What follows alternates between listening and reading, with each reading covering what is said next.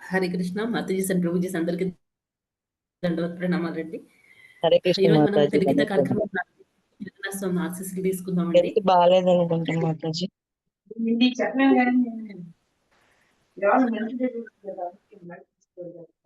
जगन्नाथ बलदेव सुभद्रा की जय, सुदर्शन भगवान की जय, वामन देव की जय, पंचतत्वा की जय, जगत कृष्ण प्रभुपाद की जय, पंचपावन जय पताक स्वामी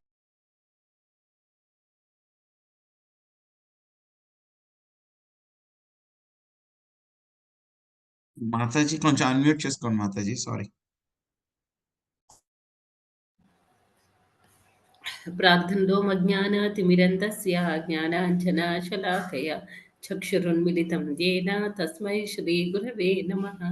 श्रीचैतन्यमनोभीष्टं नमो विष्णुपादाय कृष्णप्रस्थाय भूतले श्रीमते भक्तिवेदान्त स्वामिन्निति नामिने नमस्ते सारस्वते देवे गौरवाणी प्रचारिणे निर्विशेष शून्यवादी पाश्चात्य देशतारिणे जय श्री कृष्ण चैतन्य प्रभु नित्यानंद श्री अद्वैता गदाधरा श्रीवासादि गौर भक्त वृंदा हरे कृष्णा कृष्णा कृष्णा हरे हरे हरे राम राम राम हरे हरे హరే కృష్ణ. అందరికీ హరే కృష్ణ అండి. ఈరోజు మన 9th చాప్టర్ నుంచి 9th శ్లోక చూద్దామండి. 9వ అధ్యాయం భగవద్గీత 9వ అధ్యాయం 9వ శ్లోకం. न च मां तानि कर्माणि निबध्नन्ति धनञ्जय उदासीनवदासीनम् असक्तं तेषु कर्मसु न च मां तानि कर्माणि निबध्नन्ति धनञ्जय ఉదాసీనవదాసీనం అసక్తం తేషు కర్మసు. భావము: ఓ ధనంజయ, ఈ కర్మ ఎంతయు నన్ను బంధింపదు. నేను తటస్థుని వలె ఉండి ఈ భౌతిక కర్మలన్నింటి ఎడ సదా ఆసక్తి లేని వాడనై ఉండును. ఈ కర్మ ఎంతయు నన్ను బంధింపదు. నేను తటస్థుని వలె ఉండి ఈ భౌతిక కర్మలన్నింటి ఎడ సదా ఆసక్తి లేని వాడనై ఉండును. ఇక్కడ ఏం చెప్తున్నారంటే ఈ 9th శ్లోకంలో మామూలుగా అయితే మనం ఏమైనా కర్మలు చేస్తే దానికి రిజల్ట్ మనం అనుభవిస్తూ ఉంటాం. ఇక్కడైతే కృష్ణుడు చేసే కర్మలకి ఆయనకి ఎలాంటి బంధనాలు ఉండవు. ఆయన ఎలాంటి కర్మ బంధనాలు ఒక్క నిమిషం.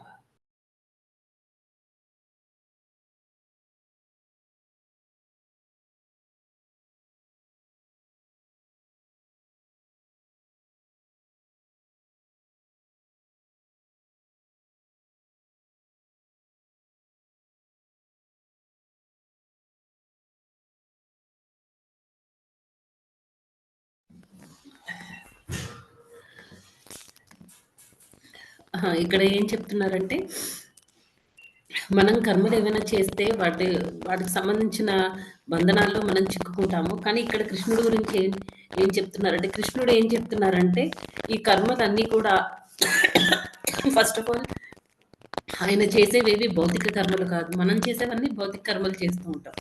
కానీ కృష్ణుడి కర్మలన్నీ ఆధ్యాత్మిక ప్రపంచానికి సంబంధించిన కర్మలు అన్నమాట. ఆయన భౌతిక కర్మలు ఏమి ఆయన ఎక్కువ ఆయన స్పిరిచువల్ యాక్టివిటీస్ చేస్తూ ఉంటారు. ఈ భౌతిక జగత్తుని సృష్టించడము, బ్రహ్మదేవుడిని ఎంపవర్ చేసి ఈ భౌతిక జగత్తుని అంతటిని సృష్టించడం అది జరిగింది. తర్వాత కృష్ణుడు విష్ణుమూర్తి లాగా ఉండి మొత్తం అంతటిని నడిపిస్తూ ఉంటారు అనమాట, మెయింటైన్ చేస్తూ ఉంటారు ఈ జగత్తుని అంతటిని. మళ్ళీ శివుడిని ఎంపవర్ చేసి ఈ భౌతిక జగత్తుని లయింపజేయడం అనేది జరుగుతుంది అనమాట. అంటే భౌతిక జగత్తులో మనం పాపకార్యాలు చేస్తే మనకి పాపాలని, పుణ్యకార్యాలు చేస్తే మనకి పుణ్యాలని అలా మనకి అక్యుములేట్ అవుతూ ఉంటాయి. కానీ కృష్ణుడు చేసే కర్మలు ఏవి కూడా ఆయన్ని బంధింపజేయమన్నమాట. ఆయన ఈ త్రిగుణాలు అన్నిటికీ ఆయన అతీతంగా ఉంటారు.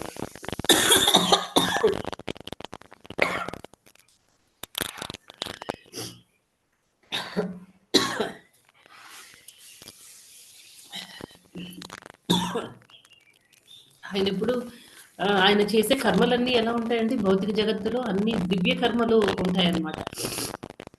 ఇక్కడైతే మనం ఇప్పుడు సపోజ్ ఎవరైనా పెద్ద బిజినెస్ మ్యాగ్నెట్ ఎవరైనా ఉన్నారనుకోండి, వాళ్ళు ఏం చేస్తారు, మొత్తం అన్ని వాళ్ళకి చాలా కంపెనీస్ ఉంటాయి, లేదా ఫ్యాక్టరీస్ ఉంటాయి. ప్రతిదానికి వాళ్ళు పర్సనల్‌గా ప్రతి చోటికి వాళ్ళు పర్సనల్‌గా వెళ్ళి అక్కడ అంటే అక్కడ జరగాల్సిన కార్యక్రమాలన్నీ వాళ్ళు స్వయంగా చూడాల్సిన అవసరం ఉండదనమాట. ప్రతి డిపార్ట్మెంట్‌కి కూడా ఒక్కొక్క హెడ్ ఉంటారు. రోజు మొత్తంలో ఆయన ఏం చేస్తారంటే ఈ బిజినెస్ మ్యాన్ జస్ట్ వాళ్ళకి ఫోన్ చేసి ఏది ఎంతవరకు వచ్చింది, డబ్బుల విషయాలు, తర్వాత పనులు ఎంతవరకు వచ్చాయి, ఇలా మరి గ్రౌండ్ లెవెల్‌లో ఏమి తెలుసుకోరనమాట, విషయాలు అవసరం లేదు. టాప్ లెవెల్‌లో మనకి అంటే రిజల్ట్‌ని చూస్తే వాళ్ళకి అర్థమైపోతుందనమాట. అక్కడ ఉండే వాళ్ళు పని చేస్తున్నారా లేదా అని. పర్సనల్‌గా ఒక్కొక్కళ్ళ దగ్గరికి వెళ్ళి, ఒక్కొక్క ఎంప్లాయీ దగ్గరికి వెళ్ళి అన్నీ చూడాల్సిన అవసరం లేదనమాట. జస్ట్ వాళ్ళు ఉన్న దగ్గరే ఉండి ఒక కాల్ చేసి, ఏమైంది ఈరోజు, ఏమైనా ఆర్డర్స్ ఏమైనా వచ్చాయా, బిల్లింగ్ ఎంతవరకు వచ్చింది, మనకి ఎవరైనా కొత్త క్లయింట్స్ వచ్చారా, ఇలాంటి విషయాలన్నీ కూడా ఏంటంటే వాళ్ళు జస్ట్ ఒక ఫోన్ కాల్ ద్వారా అన్నీ తెలుసుకుంటారనమాట.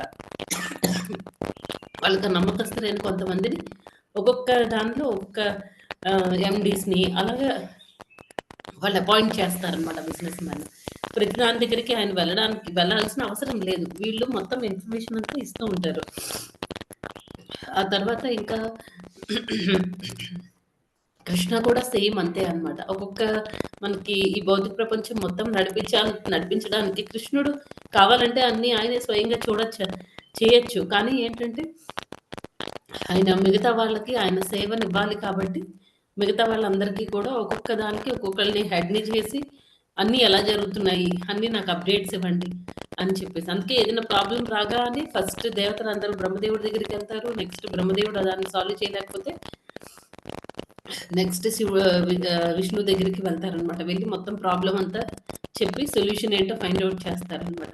అంటే కృష్ణుడు అందరినీ నడిపిస్తూ ఉంటాడనమాట. అందరికీ కనిపించాడు ఆయన. అందరికీ ఆయన నడిపిస్తూ ఉంటాడు అందరినీ. కాకపోతే ఏంటంటే ఆయనంతా ఆయన ఎవరు పడితే వాళ్ళు చూడలేరు. ఇప్పుడు ఒక పెద్ద పొజిషన్‌లో ఉండేవాళ్ళు, వాళ్ళని రోడ్డు మీద ఉన్న ప్రతి ఒక్కళ్ళు కూడా చూడలేరు. చూసినా సరే వాళ్ళని ఐడెంటిఫై చేయలేరనమాట.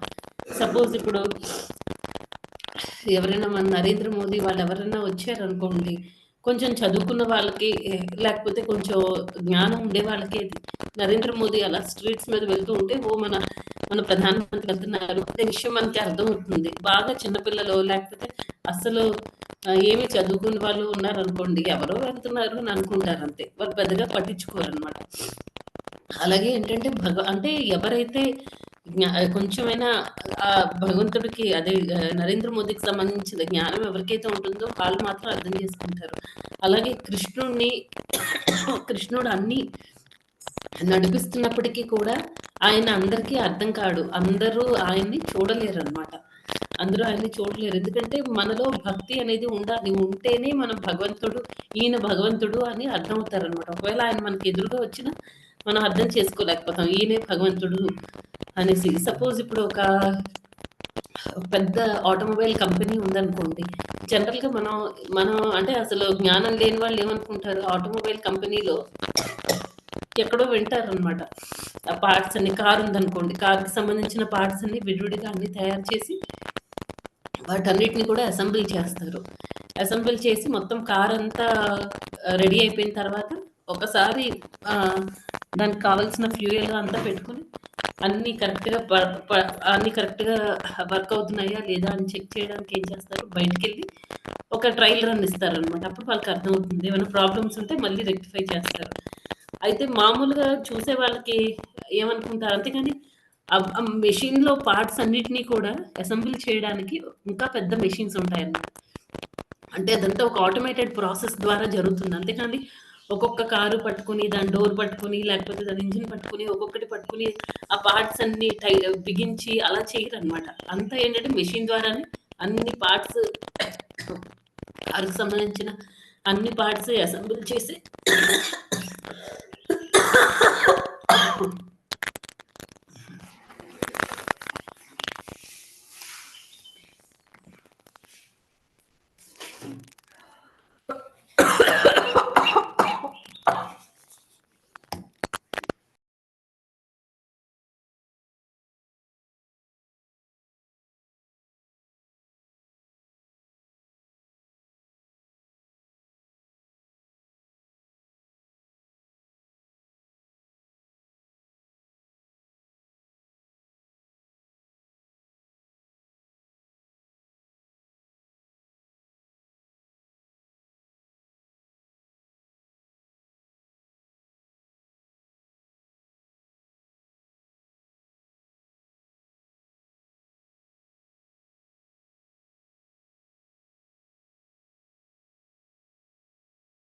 ఆటోమొబైల్ ఆటోమొబైల్ పార్ట్స్ అన్నీ అసెంబుల్ చేయడానికి ఒక్కొక్కటి పట్టుకొని చేయరనమాట. అసెంబుల్ చేసే ప్రాసెస్ అంతా కూడా ఒక ఆటోమేట్ చేసి ఉంటారు. జస్ట్ ఆ పార్ట్స్ అన్నీ ఒకదాని దగ్గరికి గూడలో వచ్చి ఫిక్స్ చేసి అలా అన్ని మెషిన్స్ ద్వారానే మొత్తం అసెంబుల్ అంతా కంప్లీట్ చేసేస్తారనమాట. జనరల్‌గా దాని గురించి తెలియని వాళ్ళేమనుకుంటారు, అబ్బా! ఈ మెషిన్స్ ఏవో చాలా బాగున్నట్టున్నాయి కదా! అంతా మెషిన్సే చేసేస్తున్నాయి అని అనుకుంటారు. కానీ యాక్చువల్‌గా అక్కడ కృష్ణుడు అన్నీ అంటే ఎవరో ఒక ఇంజినీరు, ఎవరో ఆటోమొబైల్ ఇంజినీర్ ఎవరైనా ఉండి, వాళ్ళు ఆ మెషిన్స్ అన్నిటిని తయారు చేస్తారు. ఆ మెషిన్స్ ఎలా తయారు చేస్తే మన రిక్వైర్మెంట్‌ని అవి సాటిస్ఫై చేస్తాయి అనేది ఆలోచించుకొని వాళ్ళు చేయడం జరుగుతుందనమాట. అలా అలా ఏంటంటే ఈ సృష్టి మొత్తంలో బ్యాక్‌గ్రౌండ్‌లో కృష్ణ ఉంటాడనమాట. ప్రతీది మనకర్థం కాదు ఆయనేం చేస్తున్నారో. ఆయన చేసే పనులు ఎన్నో అద్భుతంగా ఉంటాయన్నమాట. ఇప్పుడు మనకు ఒక్కొక్కసారి అనిపిస్తూ ఉంటుంది. మన బాడీనే తీసుకుంటే ఈ మన బాడీలో ఈ సిస్టమ్ అంతా ఎలా వర్క్ అవుతుంది? మన ఆహారం తీసుకోవడం వరకు మాత్రమే మనకు తెలుసనమాట. లోపల ఇంటర్నల్‌గా ఏం జరుగుతుందో మనకి తెలీదు. లోపల ఇంటర్నల్‌గా ఏం జరుగుతుంది మన డైజెస్టివ్ సిస్టమ్ మొత్తం ఆ ఫుడ్ అంతటిని డైజెస్ట్ చేయడము అవన్నీ చేస్తుందనమాట. అలాగే మన రెస్పిరేటరీ సిస్టమ్ మన లంగ్స్ అన్ని ప్రాపర్‌గా వర్క్ అవుతూ ఉన్నాయా లేదా? తర్వాత మన హార్ట్, బ్లడ్ అంతటిని మొత్తం బాడీ అంతటిని బ్లడ్ పంపింగ్ చేస్తూ ఉంటుంది. ఇదంతా ఏంటంటే రకరకాల సిస్టమ్‌లన్నీ మన బాడీలో అరేంజ్ చేశాడు కృష్ణ. మనం ఆలోచిస్తే ఇదంతా ఒక అద్భుతంలాగా అనిపిస్తుందనమాట. ఎలా జరుగుతుంది ఇదంతా?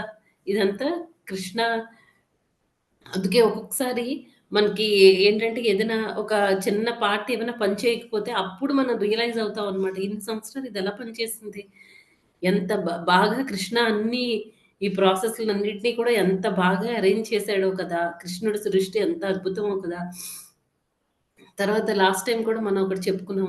ఒక బర్డ్ ఉంటుంది. ఆ బర్డ్ ఏం చేస్తుందంటే, దాని గుడ్లవి అది గూట్లో పెట్టేటప్పుడు బయటకేం కనిపించదనమాట. బయటకంతా ఎంప్టీగా ఉన్నట్టు కనిపిస్తుంది. 2 లేయర్స్‌లో అది గూడు కట్టుకుంటుందనమాట. పైన కనిపించే ఒక లేయర్ కనిపించదు. ఇంకొక లేయర్ కనిపిస్తుంది. ఆ కనిపించని లేయర్‌లో అది గుడ్లు దాచి దాచిపెట్టి ఉంచుతుందనమాట. ఇవన్నీ ఇంకొక పైన కనిపించే దానిలో గుడ్లేమి ఉండవు. ఒకవేళ పామొచ్చినా సరే దానికి కనిపించదనమాట. అలా ఏంటంటే తర్వాత పిల్లలు చిన్నగా ఉండేటప్పుడు చిన్నగా పుట్టగానే పిల్లలు పాలు తాగడం స్టార్ట్ చేస్తారు. ఇవన్నీ ఎవరు నేర్పిస్తున్నారు? తర్వాత ఈ సూర్యుడు, చంద్రుడు వీళ్ళందరూ కూడా ఈ గ్రహాలు ఇవన్నీ కూడా ఏంటంటే అవి అన్నీ ఎవరి ఆర్బిట్‌లో వాళ్ళు తిరుగుతూ ఉంటారనమాట. ఏ టైంకి ఒకరోజు సూర్యుడొచ్చి తర్వాత 2 రోజులు నేను రాను, లేకపోతే ఈరోజు నేను 6:00కి ఉదయిస్తాను. రేపేమో నేను 8:00కి ఉదయిస్తాను. 8 వరకు నేను రాను అని ఎప్పుడు ఆయన అనుకోడనమాట. అన్ని పద్ధతి ప్రకారం టైంకి అన్నీ జరిగిపోతున్నాయి. ఇదంతా ఎలా జరుగుతుంది అంటే ఇవన్నీ కృష్ణుడు చేసే యాక్టివిటీస్ అన్నమాట. ఆయనెంత చేసినా సరే, ఆయన ఈ కర్మలన్నిటికి కూడా అంటుకోకుండా, ఈ కర్మలన్నిటిని కూడా ఆయన కర్మ బంధనాల్లో ఆయన చిక్కుకొని ఉండరనమాట. ఎందుకంటే ఆయన అన్నిటికి సుపీరియర్ అథారిటీ. అన్నీ ఆయన గైడెన్స్‌లో, ఆయన ఇన్‌స్ట్రక్షన్స్‌ని ఫాలో అయ్యి అందరూ చేస్తూ ఉంటారు కాబట్టి, ఆయనకి ఎలాంటి కర్మలు అన్నిటికి ఆయన ఓనర్ అనమాట. సపోజ్ ఇప్పుడు ఒక కింగ్ ఉన్నారనుకోండి. ఆ కింగ్ ఏం చేస్తారు? ఆయన కొన్ని రూల్స్, రెగ్యులేషన్స్ పెడతారనమాట. ఆయన రాజ్యంలో ఉండే ప్రజలందరికీ కూడా. ఆ ప్రజలేం చేస్తారండి? ఆ రూల్స్ అన్నిటిని వాళ్ళు ఫాలో అవ్వాలి. లేదు నేను రాజు చెప్పింది రాజు ఏం చెప్తారండి? వేరే వాళ్ళ వస్తువులనేమైనా అపహరిస్తే అది దొంగతనం కిందకొస్తుంది. లేకపోతే వేరే వాళ్ళ భార్య పిల్లల్ని, లేకపోతే వేరే వాళ్ళ కుటుంబ సభ్యుల్ని చంపడాలు అలాంటివేమైనా జరిగితే శిక్ష పడుతుంది. ఇవన్నీ రాజు ఇన్‌స్ట్రక్షన్స్‌లో చెప్తారనమాట. ప్రతి మంత్ ఈ టైం కల్లా లేకపోతే ప్రతి ఇయర్ ఈ టైం కల్లా పన్ను కట్టాలి అని చెప్తారు. ఇలా ఏవో కొన్ని రూల్స్ ప్రతి ఒక్కళ్ళు ఏకాదశి ఫాలో అవ్వాలి. ఇలా ఏవో కొన్ని రూల్స్ అండ్ రెగ్యులేషన్స్ చెప్తారనమాట. కాకపోతే ఏంటంటే ఈ ప్రజలందరూ కూడా రాజ్యంలో ఉండే ప్రజలందరూ కూడా కంపల్సరీ ఆ రాజు చెప్పేవన్నీ కూడా పాటించాలి. ఆ రూల్స్, రెగ్యులేషన్స్ అన్ని సిటిజన్స్‌కనమాట. ఒక్కొక్కసారి ఏమవుతుంది అంటే కావాలని రూల్స్ బ్రేక్ చేసి, నేను గ్రేట్ అని అనిపించుకోవడానికి కాదు. కింగ్ ఏం చేస్తారంటే, ఆ రాజు ఏం చేస్తారంటే కొన్నిసార్లు ఆ రూల్స్‌ని ఆయన బ్రేక్ చేయొచ్చనమాట. అంటే సందర్భాన్ని బట్టి ఆయన ఆ ఇన్‌స్ట్రక్షన్స్‌ని బ్రేక్ చేసి, ఆయన ఇచ్చిన లాని ఏదైతే ఆయన లా అండ్ ఆర్డర్ పెట్టారో వాటిని ఆయన బ్రేక్ చేస్తారనమాట. ఆ రూల్స్‌ని, రెగ్యులేషన్స్‌ని బ్రేక్ చేసి ఆయనకి నచ్చినట్టుగా డెసిషన్ తీసుకొని ముందుకెళ్తారనమాట. అంటే ఏంటి ఇక్కడ ఆ రూల్స్, రెగ్యులేషన్స్ అన్నీ ప్రజలకు కానీ ఆహ్, రాజుకి కాదనమాట. అదే రకంగా ఏంటంటే మనకి ఈ ఈ కర్మలన్నీ చేస్తే ఈ సెట్ ఆఫ్ కర్మలన్నీ చేస్తే మనకు పుణ్యం వస్తుంది. ఈ కర్మలు చేస్తే మనకు పాపం వస్తుంది. తర్వాత మనం ఎలా మనుషుల ధర్మం ఏంటి? జంతువుల ధర్మం ఏంటి? ఇలా ఏంటంటే ప్రతి ఒక్కళ్ళకి కూడా భగవంతుడు కొన్ని స్టాండర్డ్స్ ఇచ్చారనమాట. ఎవరైతే ఆ స్టాండర్డ్స్ అన్నీ ఫాలో అవుతారో వాళ్ళు ఆ స్టాండర్డ్స్ అన్నీ ఫాలో అయితే ఓకే. కానీ భగవంతుడు ఆ రూల్స్ అన్నీ ఫాలో అవ్వాల్సిన అవసరం లేదనమాట. మామూలుగా అయితే ఇప్పుడు వాలి, సుగ్రీవుడి విషయంలో భగవంతుడు ఏం చేశారంటే బ్యాక్ సైడ్ నుంచి వాలిని చంపడం అనేది జరిగిందనమాట. మామూలుగా అయితే అది రూల్స్‌కి ఎగనెస్ట్ అలా చేయకూడదు. కానీ కృష్ణ చేశారు. ఎందుకంటే ఆ సందర్భాన్ని బట్టి ఆయన రూల్స్‌ని బ్రేక్ చేస్తారనమాట. ఆయన బ్రేక్ చేయొచ్చు. మనం అలా చేస్తే అది రాంగ్ అవుతుందనమాట. పర్పస్ మెయిన్ అయ్యి ఉండాలి. ఇప్పుడు అంటారు గదా! మనం చాలా సార్లు విన్నాం ఈ ఎగ్జాంపుల్. ఇప్పుడు ఒక కత్తి ఉందనుకోండి, డాక్టర్ చేతిలో ఉంటే అది డాక్టర్ దాన్ని ఈ పేషెంట్ నాకు నచ్చలేదు. లేకపోతే ఈ పేషెంట్‌కి నేనెందుకు నాకెక్కువ డబ్బులివ్వలేదనో, లేకపోతే ఈ పేషెంట్ నాతో సరిగ్గా మాట్లాడట్లేదనో డాక్టర్ ఆహ్, ఆహ్, వాడుతున్న కత్తులు వాటన్నిటితో నేను పొడి చేస్తాను, ఈ పేషెంట్‌ని చంపేస్తాను అంటే అది అవ్వదనమాట. ఎందుకంటే ఆ హాస్పిటల్‌లో ఆ డాక్టర్‌కి సర్టెన్ రూల్స్ అండ్ రెగ్యులేషన్స్ ఉంటాయి. ఆయన ఫాలో అవ్వాల్సిందే. అంతేగాని నాకు నచ్చని పేషెంట్స్‌ని చంపుతాను, లేకపోతే ఈ పేషెంట్ నా చుట్టాలు అందుకే నేను ఆయన్ని ట్రీట్ చేస్తాను. వేరే వాళ్ళని నేను వదిలేస్తాను అంటే అవ్వదు. తర్వాత ఈ సోల్జర్స్ వీళ్ళు కూడా అంతే అన్నమాట. సైనికులు వాళ్ళందరూ కూడా ఏంటంటే, వాళ్ళకి వాళ్ళ దగ్గర గన్స్ అవి ఉన్నాయనుకోండి, శత్రువుల్ని చంపితే ఓకే. గవర్నమెంట్ రూల్స్‌ని, రెగ్యులేషన్స్‌ని ఫాలో అవుతూ శత్రువుల్ని చంపితే ఓకే. అదే గన్ ఇంటికి తీసుకొనొచ్చి నేను నా పక్కింటోడు నా మాట వినడం లేదు. గట్టిగా టీవీ సౌండ్ పెడుతున్నాను, నేను వాడిని చంపేస్తానని చంపేస్తే ఏమవుతుంది? శిక్ష పడుతుందన్నమాట. ఆ రకంగా ఏంటంటే ఇవన్నీ కూడా ఈ రూల్స్, రెగ్యులేషన్స్ ఇవన్నీ మనకి. భగవంతుడికి కాదు. భగవంతుడు ఎప్పుడు కావాలంటే ఆయనప్పుడు ఆ రూల్స్‌ని బ్రేక్ చేయొచ్చు. మనం బ్రేక్ చేస్తే ఏమవుతుంది? మనకు కర్మలు వస్తాయన్నమాట. మనకి అన్నీ ఒక అంటే మనుషుల ధర్మం ఏంటో ఆ ప్రకారం మనం నడుచుకోకపోతే, మనకి ఆ రూల్స్, రెగ్యులేషన్స్ అవన్నీ మనం ఫాలో అవ్వకపోతే మనం శిక్షార్హులం అవుతాం అన్నమాట. శిక్ష పొందుతాం మనం. ఆ రకంగా ఇక్కడ చెప్తున్నారనమాట. నెక్స్ట్ ఇంకా ఏంటంటే భగవంతుడు ఈ రూల్స్‌ని, రెగ్యులేషన్స్ అన్నిటిని పెట్టి కొంతమంది ఫాలో అవుతున్నారు. కొంతమంది అవ్వరు. అవ్వనంత మాత్రాన కృష్ణుడేంటంటే అయిన వాళ్ళని చూసి అబ్బా! వీళ్ళు బాగా వాళ్ళకి అట్రాక్ట్ అయిపోరు. ఎవరైనా ఎవరైనా కృష్ణకి ఎగనెస్ట్‌గా వెళ్ళినా కృష్ణుడు డిప్రెషన్‌లోకి కూడా వెళ్ళిపోరనమాట మనలాగా. మనం అంతే కదా! మన పిల్లలు మనం సరిగ్గా మన మాట విని అంత బాగా ఉంటే మనం హ్యాపీగా ఉంటామనమాట. ఎప్పుడైతే వాళ్ళు మనకి నచ్చినట్టుగా మనం అనుకున్నది అనుకున్నట్టుగా జరగకపోతే మనం డిప్రెషన్‌లోకి వెళ్ళిపోతామనమాట. పిల్లలు కానీ లేకపోతే ఆహ్, ఆఫీసుల్లో కానీ ఎక్కడైనా సరే మనకి నచ్చినట్టు అవతల వాళ్ళు నడుచుకోకపోతే మనం బాధపడిపోతాం. కానీ కృష్ణుడు అలా కాదనమాట. అన్నిటికి ఆయన అతీతంగా ఉంటారు. ఇంకా ఇంకా దీనికి ప్రభుపాదులు వారు చాలా సార్లు ఆయన బుక్స్‌లో ఒక మంచి ఎగ్జాంపుల్ ఇచ్చారనమాట. అదేంటంటే బ్యాంక్‌లో క్లర్క్ ఉంటారు. ఆ క్లర్క్ క్యాషియర్ ఉంటారు కదా! క్యాషియర్ ఏం చేస్తారండి ఆయనకందరూ డబ్బులిస్తూ ఉంటారు. ఆయన ఆ డబ్బులన్నీ చూసి ఆహా! ఎన్ని డబ్బులొచ్చాయో అని ఆయన మురిసిపోరు. కొంతమంది విత్‌డ్రా చేసుకొని ఎళ్ళిపోతూ ఉంటారు. ఆ విత్‌డ్రా చేసిన వాళ్ళని చూసి ఆయన కోపంగా కూడా ఉండరనమాట. ఇవన్నీ ఇవన్నిటికి ఆ క్యాషియర్ అనవసరం ఆయనకి. ఎందుకంటే వాళ్ళకి ఎవరి అకౌంట్‌లో డబ్బులు వాళ్ళేసుకుంటున్నారు. వాళ్ళు తీసుకుంటున్నారు. మధ్యలో ఈయనకి అనవసరం అన్నమాట. అలాగే ఏంటంటే మనం చేసే కర్మల వల్ల మనకు కొన్ని సార్లు పుణ్యాలొస్తున్నాయి, పాపాలొస్తున్నాయి. కృష్ణ వీటన్నిటిలో ఇంటర్ఫియర్ అవ్వరన్నమాట. ఇవన్నీ అనవసరం. భక్తులంటే మాత్రం ఆయనకి చాలా చాలా ఇష్టం ఉంటుందన్నమాట. స్పెషల్ ఇంట్రెస్ట్ ఉంటుంది. మిగతా వాళ్ళంటున్నా ఇష్టం ఉంటుంది. ఎప్పుడు వీళ్ళు నా వైపుకొస్తారు? ఎప్పుడు వీళ్ళు నాకు సేవ చేసుకుంటారు. ఇక్కడెందుకు ఇంత బాధపడుతున్నారు అని ఆయన అనుకుంటారు తప్ప, మనం చేసే కర్మల వల్ల కృష్ణ ఆయన మీద ఎలాంటి ప్రభావం చూపించదనమాట. సపోజ్ ఇప్పుడు ప్రభుపాదుల వారి భాష్యంలో జడ్జ్ ఎగ్జాంపుల్ కూడా ఇచ్చారనమాట. జడ్జి ఏం చేస్తారంటే కొంతమందికి ఆయన మొత్తం 2 పార్టీల వాదనలంతా వింటారు. విని ఫైనల్‌గా ఏం చేస్తారు? జడ్జ్‌మెంట్ ఇస్తారనమాట. తీర్పిస్తారు. ఆ తీర్పు ఇచ్చినప్పుడు ఏం చేస్తారు? కొంతమందికి శిక్షలు పడతాయి. కొంతమందికేమో కొంతమందికేంటంటే శిక్షలు పడుతూ ఉంటాయి. మరి కొంతమందికేమో రివార్డ్‌లవి వస్తూ ఉంటాయి. నష్టపరిహారాలవి వస్తూ ఉంటాయి. కొంతమందిని ఉరి తీయడం అనేది జరుగుతుంది. ఇలా ఎన్నో రకాలుగా కొంతమందికేమో ఆ జడ్జికి తెలుసు ఆ పర్టిక్యులర్ పర్సన్ రాంగ్ చేశాడు అని. ఆ రాంగ్ చేసినప్పుడు ఆయనకి శిక్ష పడకపోవచ్చు. ఏవో కొన్ని కారణాల వల్ల. అలాంటప్పుడు కూడా జడ్జి ఏ రకంగా కూడా ఎఫెక్ట్ అవ్వరనమాట. ఆయన అన్నిటికి ఆహ్, అతీతంగా ఉంటారు. కారణం ఏంటి? అవన్నీ ఎవరు చేసిన యాక్టివిటీస్‌ని బట్టి వాళ్ళకి శిక్షలనేవి వచ్చాయన్నమాట.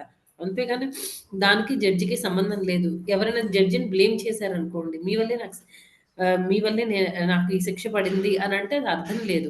అలాగే మనం కూడా ఏంటంటే మనకి ప్రాబ్లమ్ వచ్చినప్పుడు కృష్ణని బ్లేమ్ చేయడం వల్ల ఎలాంటి ఉపయోగం లేదనమాట. కృష్ణుడు ఆయనకి ఇవన్నీ ఆయనకి ఆహ్, అనవసరం అన్నమాట. ఆయన ఈ విషయాల్లో ఎక్కువ ఇన్వాల్వ్ అవ్వరు. ఆయన ఇంపార్షియల్‌గా ఉంటారన్నమాట. ఎలాంటి పార్షియాలిటీ ఉండదు. వీళ్ళు బాగా చేస్తున్నారు, వీళ్ళు చేయట్లేదు, వీళ్ళు పుణ్యాత్ములు, వీళ్ళు పాపాత్ములు అలా కాదు. కృష్ణ అందరిని సమానంగా ట్రీట్ చేస్తారు. భక్తులంటే ఇంకా కొంచెం ఎక్కువ ఇష్టం అన్నమాట. ఇలా మనకేదైనా సఫర్ అవుతున్నాము అంటే అది జస్ట్ మన మన కర్మల ద్వారా మన కర్మలకి ఫలితాన్ని మనం అనుభవిస్తున్నట్టు అంతే. మనం సుఖమొచ్చినా మనం లేకపోతే మెయిన్ మనకేదైనా నెగెటివ్ జరిగినప్పుడు కృష్ణని బ్లేమ్ చేయకూడదు. అది అవసరం లేదనమాట. అది. నెక్స్ట్ ఇంకా కృష్ణుడిక్కడ చేసే కర్మలన్నీ ఇక్కడ భాష్యంలో ప్రభుపాదుల వారు ఫస్ట్ లైన్‌లో ఏం చెప్తున్నారంటే, భగవానునకు ఎట్టి కర్మము లేదని ఈ విషయమున ఎవ్వరునూ భావింపరాదు. ఆధ్యాత్మిక జగత్తులో అతడు సదా దివ్య కర్మలయందు నిమగ్నమై ఉండును. ఇక్కడ కర్మలయందు ట్రాన్స్‌లేషన్‌లో ఏం చెప్పారంటే, కర్మలంతయు నన్ను బంధింపదు అని చెప్తున్నారు. అంటే ఆయన ఏ పని చెయ్యరు, ఆయన అలా ఖాళీగా ఉంటారని కాదు. కృష్ణ కర్మలన్నీ ఎక్కడుంటాయంటే, ఆధ్యాత్మిక జగత్తులో చేస్తూ ఉంటారు. అవన్నీ చాలా దివ్య కర్మలనమాట.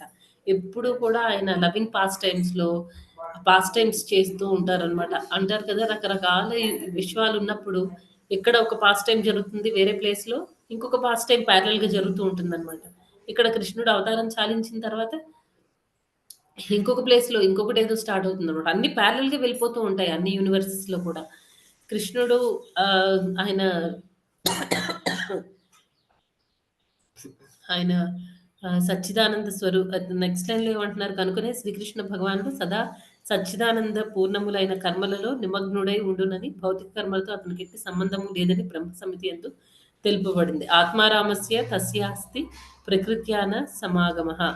ఇక్కడ ఏం చెప్తున్నారంటే భౌతిక కర్మలను వివిధ శక్తులచే నిర్వహింపబడును. ఆ భౌతిక కర్మలన్నీ ఆయన స్వయంగా ఇందాక మనం చెప్పుకున్నాం కదా! Business man example. ఆ బిజినెస్ మ్యాన్ వెళ్ళి అన్ని ప్లేసులకి వెళ్ళి అక్కడ ఒక్కొక్క క్లర్క్ ఏం చేస్తున్నాడు, ప్యూన్ ఏం చేస్తున్నాడు, మేనేజర్ ఆ లెవెల్‌లో చూడాల్సిన అవసరమే లేదనమాట. ఆయన ఒక ఫోన్ కాల్ చేస్తారు. ఆ మేనేజర్ నమ్మకస్తుడిని పెట్టుకుంటారు. ఆ మేనేజర్ నుంచి ఇన్ఫర్మేషన్ అంతా వచ్చేస్తుందనమాట. ఏమైనా లాస్‌లో ఉందా కంపెనీ లేకపోతే ప్రాఫిట్‌లో ఉందా? అన్ని లాభాల్లో ఉందా? నష్టాల్లో ఉందా? అనే ఇన్ఫర్మేషన్ అంతా తెలిసిపోతుందనమాట. ఇక్కడ కృష్ణుడికి కూడా అంతే.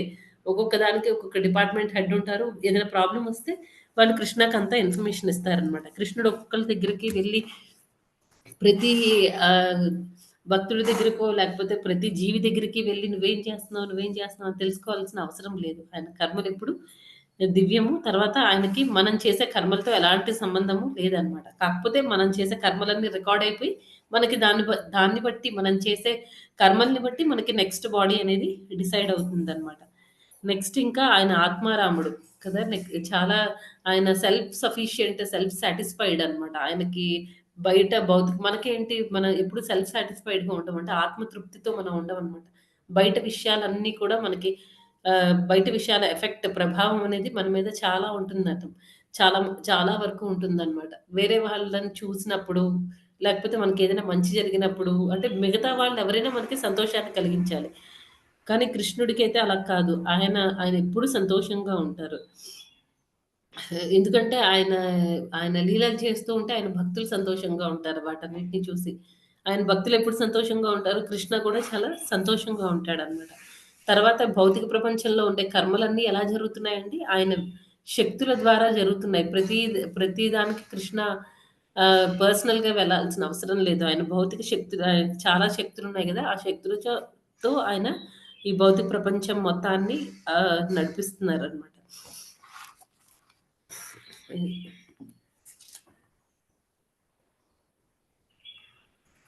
ఇక్కడ ప్రతి జగము యొక్క ప్రతి కార్యమందును తన ప్రమేయం ఉన్నప్పటికీ భగవానుడు సదా తటస్థుడై ఉండును. కనుకనే వేదాంత సూత్రము వైశంఖ్య నైర్ఘ్య నైర్గృణ్యేన అని ప్రవచించినది. అనగా శ్రీకృష్ణ భగవానుడు భౌతిక జగత్తు ద్వంద్వములతో సంబంధం లేక వాటికి పరుడై ఉండును. ఇది ఆల్రెడీ మనం కవర్ చేసుకున్నాము పాయింట్స్. అలాగుననే జగత్తు యొక్క సృష్టి లయములతో కూడా అతనికి సంబంధం లేదు. అనగా జీవులు తమ పూర్వకర్మలను అనుసరించి పలు విధములైన జన్మలను పొందుచుండగా శ్రీకృష్ణ భగవానుడు వారితో ఎట్టి జోక్యము కల్పించుకొనడు. మనం ఇవన్నీ చెప్పేసుకున్నాము. మనం చేసిన కర్మలన్నిటికీ కూడా మనమే రెస్పాన్సిబిలిటీ, బాధ్యత మందే అనమాట. కృష్ణకి ఎలాంటి సంబంధం లేదు. జడ్జికి ఏ రకంగా అయితే ఆ శిక్షలన్నిటికీ ఆయన మనం ఏం చేశారో దాన్ని బట్టి ఆయన శిక్షిస్తారనమాట. వీళ్ళకి ఎంత జరిమానా, లేకపోతే వీళ్ళు ఇన్ని సంవత్సరాలు జైల్లో శిక్ష అనుభవించాలి అని. అంటే వాళ్ళు ఎవరు చేసిన తప్పును బట్టి వాళ్ళకి శిక్షలు పడతాయన్నమాట. అదే రకంగా ఏంటంటే మనం ఈ భౌతిక ప్రపంచంలోకి వచ్చాక మనం ఎలాంటి కర్మలు చేస్తామో దాన్ని బట్టి మనకి ఆ నెక్స్ట్ బాడీ అనేది డిసైడ్ అవుతుంది. కృష్ణుడు ఏ రకంగా కూడా ఆయన బాధ్యత తీసుకోడనమాట. మన చేసే కర్మల్లో మనకి ఏమంటారు, ఇండిపెండెన్స్, స్వేచ్ఛ అనేది ఇచ్చేసారు. ఆ స్వేచ్ఛను ఉపయోగించుకొని మనం ఎలా చేస్తాము అనేది కంప్లీట్‌గా మన మీద డిపెండ్ అయ్యి ఉంటుంది.